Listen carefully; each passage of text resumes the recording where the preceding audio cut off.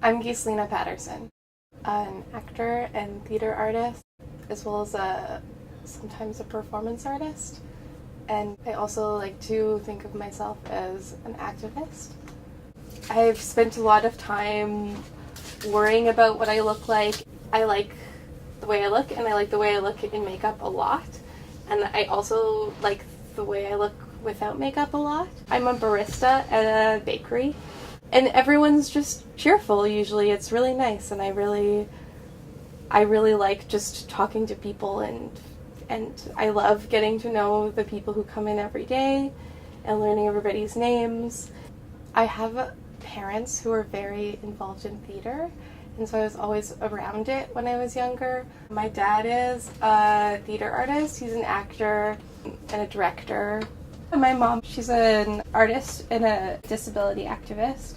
I really think she's a force for good in the world. It's important to her to try to amplify other people's voices through her own work and her own visibility. And I think that's what we should all aspire to. When I was in high school, I went to, I think, a really great high school, and there really wasn't, it didn't seem to me like at that time there was a lot of bullying at my high school. It was a pretty friendly and community-oriented place, but I was experiencing the onset of an anxiety disorder and obsessive-compulsive disorder, and also depression, and it became very, very difficult for me to participate because I felt like the support I was receiving in school wasn't enough. I felt a lot of expectation to just kind of show up and be there, and there came a point where I just couldn't do that anymore, and so I made the decision to leave high school, to drop out of high school, and I just spent a lot of time by myself and a lot of time trying to figure out what I needed, and I think ultimately that was what was best for me. And if I had tried to just suck it up and get through it, I don't know who the person I would be now. I tried for a long time just to run away, to kind of push down any kind of negative feelings or scary feelings or thoughts that I had. But when you do that, you're only shaming yourself for having those feelings, and you're not really dealing with them. So what I try to do is accept that even the dark parts of myself are part of me, and because they're part of me, they're beautiful and they're part of my story. As an artist, you have to be vulnerable, and so that can put you in kind of dangerous situations if you're not like in a safe space and you feel like you have to be vulnerable, or even if you are in a safe space but you're dealing with something difficult. I think it's just really important to find people who you can talk to about the things that you care about, and especially about the things that scare you.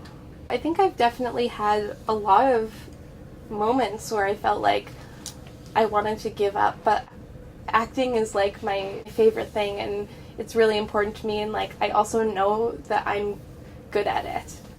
I would really, really like to keep acting and keep doing theater and keep doing film, and I just really want to work with people who are perceptive to my ideas, and I kind of only want to do work where I don't feel like I have to shut my mouth or do things that I don't agree with.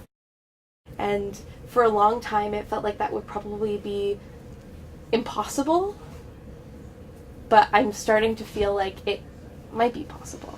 I think you should be very, very careful not to hurt anybody else, and that's all you need to worry about. I don't think that bullying happens because people are bad or mean or trying to hurt each other. I think it just happens because when you're a teenager, everybody's so scared.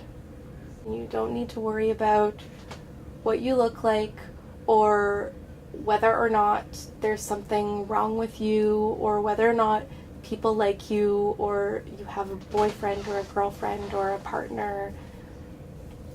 All you have to worry about is that you don't make anyone's life worse, and that you give yourself love and space and time to figure out the kind of person you want to be.